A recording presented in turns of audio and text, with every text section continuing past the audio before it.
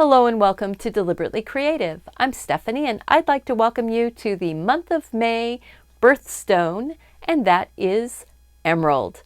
This doodle gem is fast, easy, and so pretty. It only takes a few pencils and a pen, a piece of paper. So come on with me and see how easy this really is.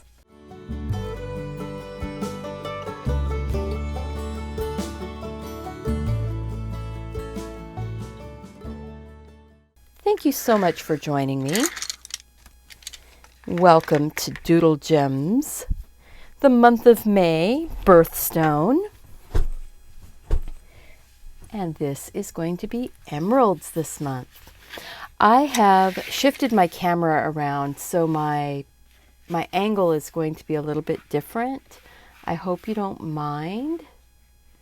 We're going to have it, basically it's shooting from the side of me instead of straight over the top. I'm hoping this is going to work out all right. But we're going to get started right away here with the emerald. And emeralds are usually cut in a square or a rectangle. So I'm going to do a square shape. And they usually have what they call truncated corners.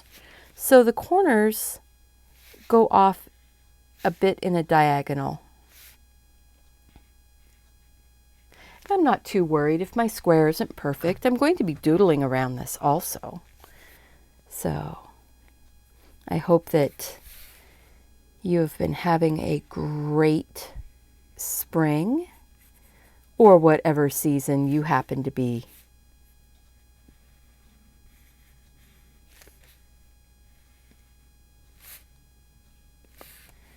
Boy, that sentence didn't really work out very well, did it? Whatever season you happen to be in right now, I hope you are having a good one. So I've got my outer square. Now I'm going to draw an inner square. This square is going to actually be a full one, all of the points. I am using the Peacock Green to start off with here. At the corner of this square in the center, I am going to make a triangle going down to those cut off corners. See how that makes it a simple faceting, just like that. And this will have deep inside another square. This square is not going to get colored in so much, but it's basically for slight inner faceting to show up through the color on the top. So very, very lightly, I'm going to color part of this. This will be colored over completely with white, but it's going to give us something going down deep into the gem. And on the outside edges of this square right here, I am going to make some green areas. I am not pressing really hard right now. This is just the first layer, but it will be my darker colors showing up in these spots. And if you look here, wherever there's a straight line, I am coloring up to the edge of it. I'm not coloring across the whole thing because I want this to end up showing those facets at the end. Doing this way just gives me sort of a little roadmap of my shadows. And if you look, I look like I'm doing this fairly randomly, and in a way it is. Emeralds can have so many things, they're inclusions, bits that get trapped inside the gem when it's forming, that light can get trapped inside a little more easily.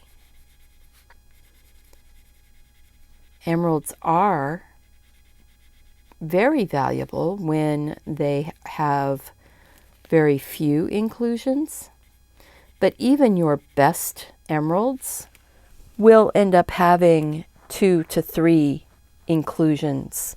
The most transparent ones will still have something stuck inside, no matter how hard they work at getting them lined up so that the least amount of stuff gets trapped.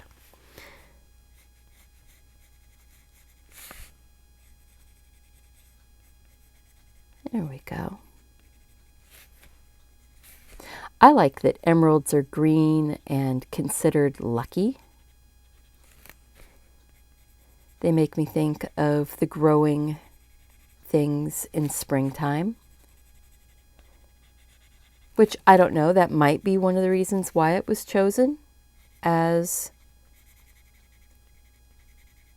the May birthstone. I don't know that answer. I do not know why the emerald was chosen to be the stone for the month. So now I'm going to go ahead and pick up the grass green, which is a brighter green, but it's still sort of dark-ish. And I'm going to take it across some of those areas that I already colored, but then stretch out into some of those spaces that are white. And what that does is it blends the color in without making it quite so sharpish. I'm going to put a few patches of this inside of this area right here. The grass green in a few spots. And really, you don't want your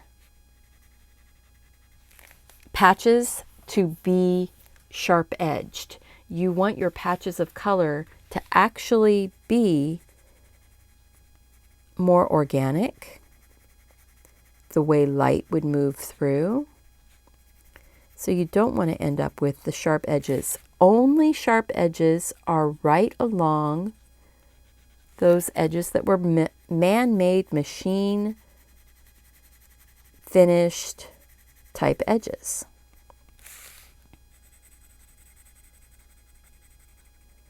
So there we go. And now I'm still not pressing hard. I am just laying color in. Trying to make sure that I keep my hand out of your way so that you can see.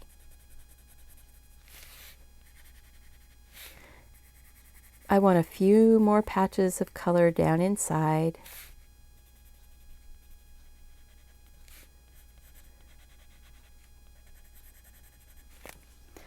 And then I'm going to grab the Parrot Green. It's a brighter green. It's a little bit blue. Emeralds can have a slight bluish cast to them, but the more green they are, the higher value they are. So if they end up having a real blue cast to them, they're not as valuable as they would be if they were more green. Little things that I found out when I was researching to do this project. So now I am going to grab the white, and the white is actually going to go right over the top of everything in this middle square. And by having it going across this area,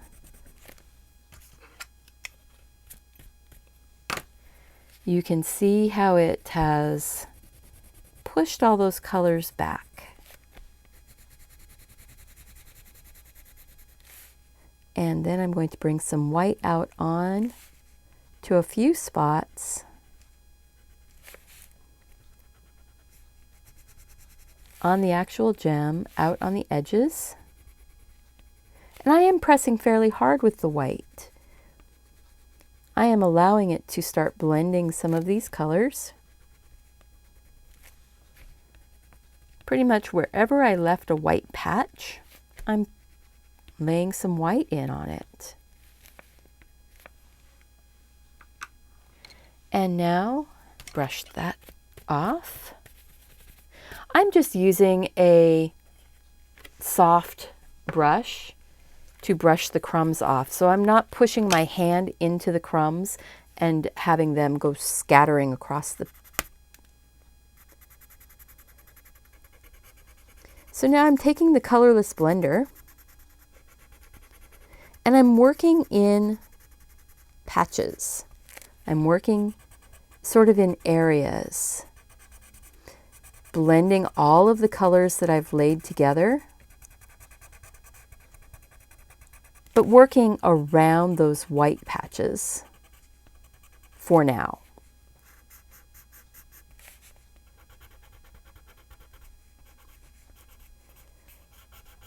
So the most widely known areas for emeralds to be found, the biggest mines and things like that, have been in Colombia.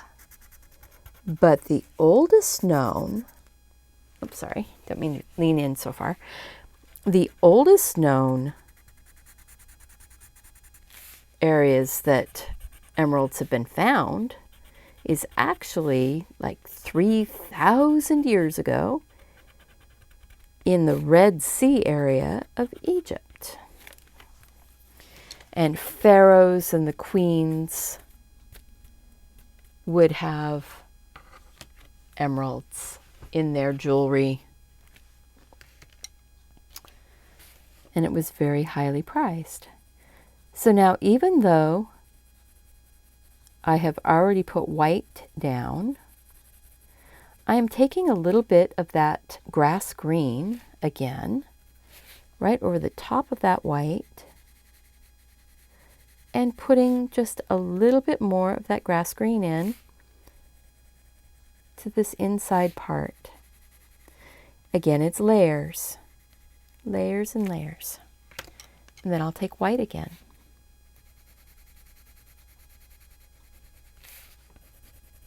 And you can choose which direction you want your white to go. I think this time my white is going to go on a slight diagonal.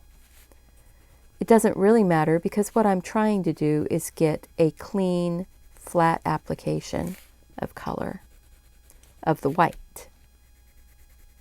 And then I will take some of that back in to those white areas. And this gem is almost done.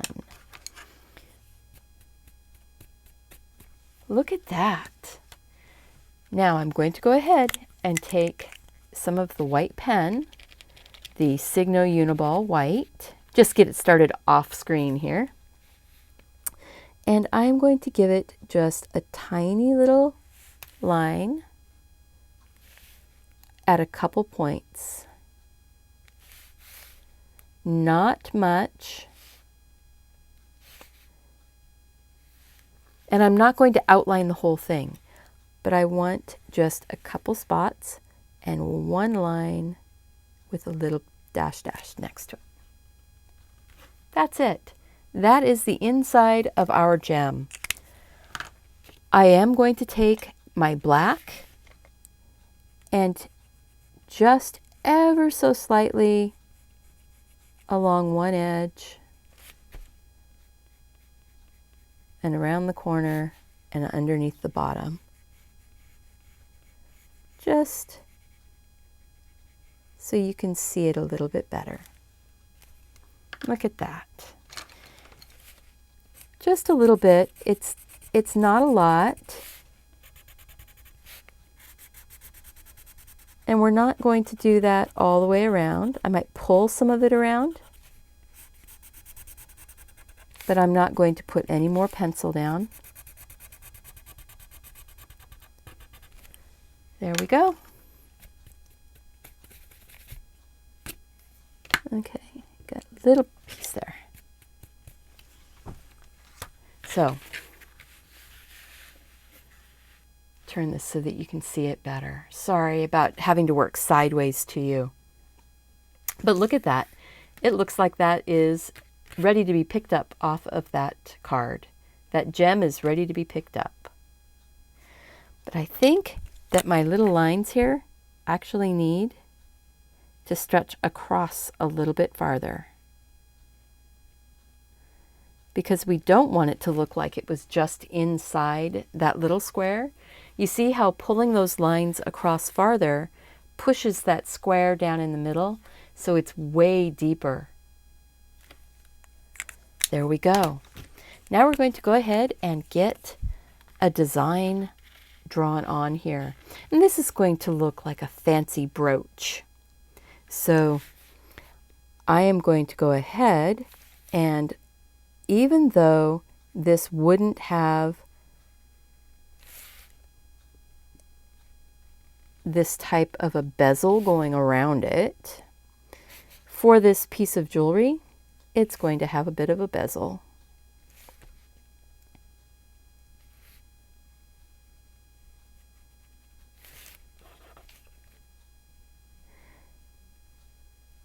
And now I wish I hadn't put that black line of the pencil so much, because it ends up messing with my pen. There we go. We're far enough out now.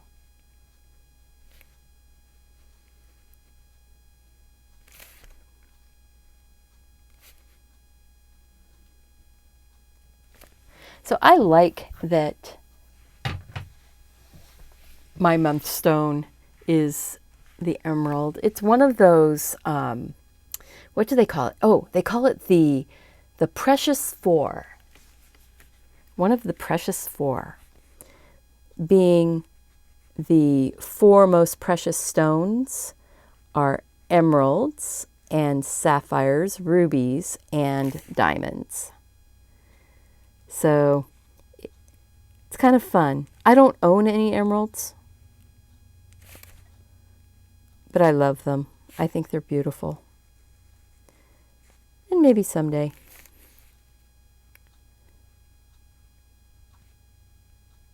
But I'm not a huge jewelry person.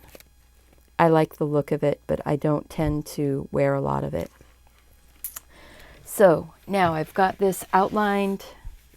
I am going to do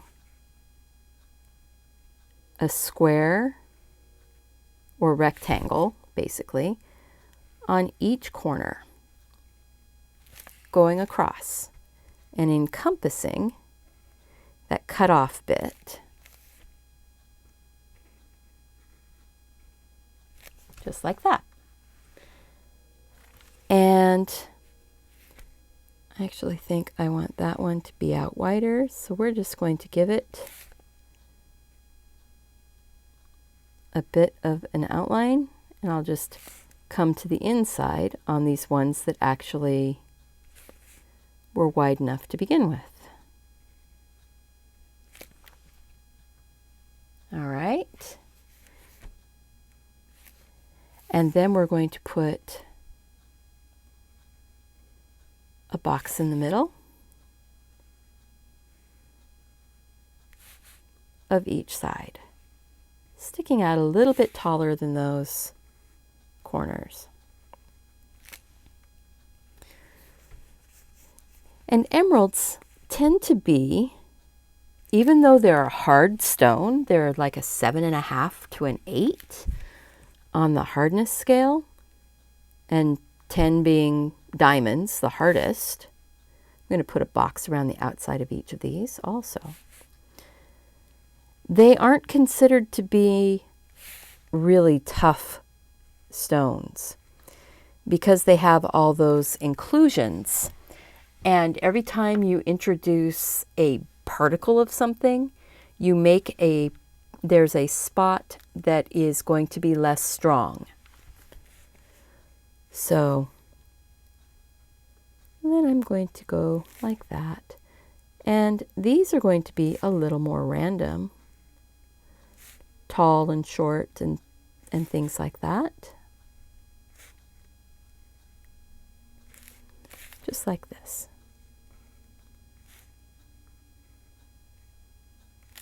Just working my way around. Isn't that pretty though? But one of the things that I really like is going in and using the pen and drawing lines on the inside of some of the boxes to give them a little bit of texture. And it's just straight lines. And you don't have to do it to every single one. And you can choose which direction your lines are going to go. I think that I'm going to have these all perpendicular to their side.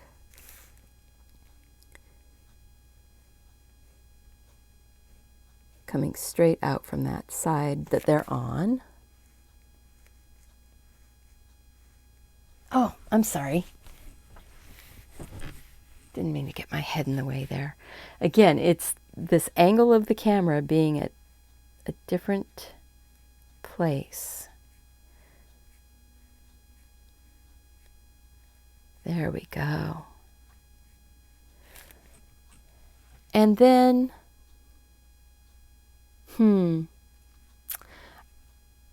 I think that I'm just going to go ahead and put a few swirls in that would be like, let's see, coming from a spot, just choose a spot.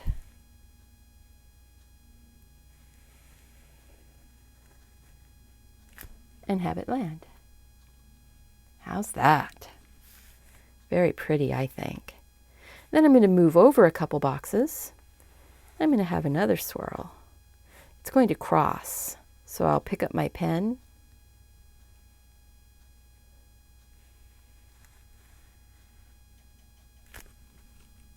and drop it like that. So now it looks like it's going underneath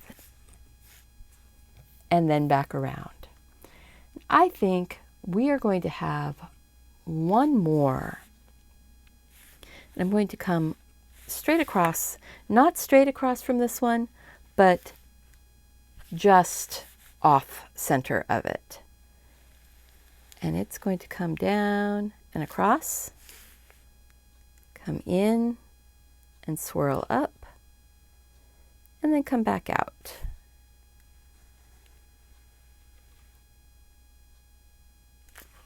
Just like that.